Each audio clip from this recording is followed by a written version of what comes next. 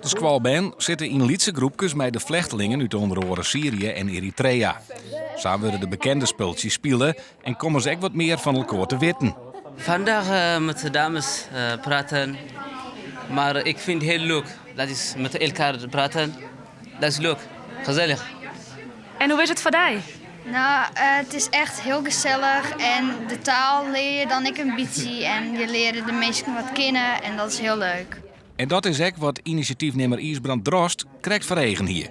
Voor de band op de basisschool is het om de meesten, de cursisten, de vluchtelingen, om die een gezicht te jagen van het. Want ze zien van alles op het nieuws en in de kranten. Maar nu krijg je het verhaal dat ik achter te jaren. De band uit Belsum vertellen dat ze thuis en op squallen en Fries kwamen praten. Ook de vluchtelingen kennen wel een paar woordjes. Liekos deze jongen. Want toen heb ik een manje, dat weet ik. Dat gaat best goed. Ja, best genoeg, ja, dit heb ik.